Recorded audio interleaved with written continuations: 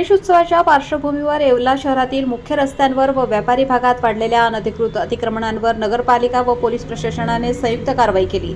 Vinchur चौफुली, Indranil corner, Shani पटांगण इतर गर्दीच्या परिसरात अनधिकृतपणे रस्त्यावर ठेवलेले स्टॉल्स, टपऱ्या, फळभाजी गाड्या, फलक हटवण्यात आल्या। यामुळे काही विक्रेते व गाड्यावाल्यांमध्ये सुरुवातीला नाराजी व्यक्त करत पर्यायी जागा द्यावी अशी मागणी करण्यात आली।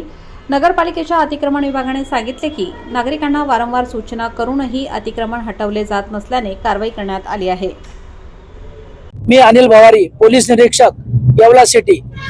आज या ठिकाणी नगरपालिकेचे सीओ साहेबांनी आम्ही अतिक्रमण मोहीम हाती घेतलेली आहे। कारण गावातले जे काही रस्ते आहेत त्यावर मोठ्या प्रमाणात हातगाडीवाले, फळवाले किंवा इतर व्यावसायिक आहेत यांनी अतिक्रमण केलेलं आहे।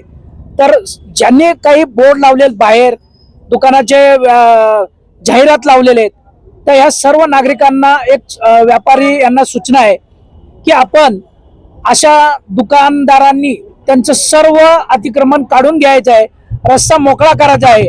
त्याचप्रमाणे यापूर्वी नगरपालिकेने त्यांना ऑड आणि इव्हन नंबर पार्किंगसाठी ते उपलब्ध करून दिलं होतं, म्हणजे सम आणि विषम।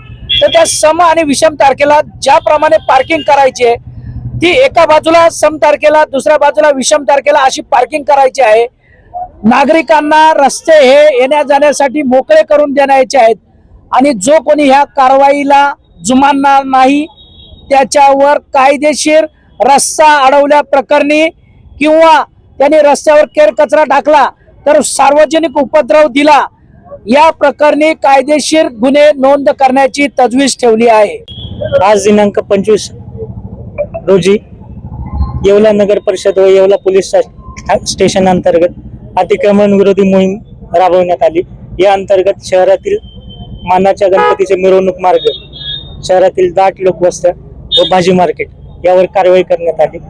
ही कारवाई करण्या अगोदर 8 दिवसापासून आम्ही आमच्या नगर परिषदेचे जावळेजी वेळोवेळी नागरिकांना किंवा अतिक्रमणधारकांना सूचना देत आहेत की स्वतःहून काढून घ्या, स्वतःहून काढून घ्या। त्याला आवाहन करून 50 ते 60% लोकांनी काढलं। ज्यांनी नाही काढलं त्यांच्यावर आम्ही नगरपालिका आणि पोलीस स्टेशन तर्फे कारवाई केली। मी सर्व नागरिकांना आश्वस्त करू इच्छितो की ही वन ऑफ द कारवाई नाही, ही कारवाई सातत्याने सुरू राहील, शहरातल्या वेगवेगळ्या भागात सुरू राहील। तरी सर्व नागरिकांनी जर अतिक्रमण केलं असेल, रस्त्यावर काही भाजीपाला असेल तर स्वतःहून काढून घेऊन नगरपालिकेला, पोलीस स्टेशनला सहकार्य करावे। मी नागरिकांना आवाहनही करतो की आपण अशा अतिक्रमित प्रॉपर्टी मालकांकडून, व्यावसायिकांकडून कोणत्याही प्रकारची वस्तूही खरेदी करू नये आणि एक जबाबदार नागरिक म्हणून आपले कर्तव्य पार पाडावे।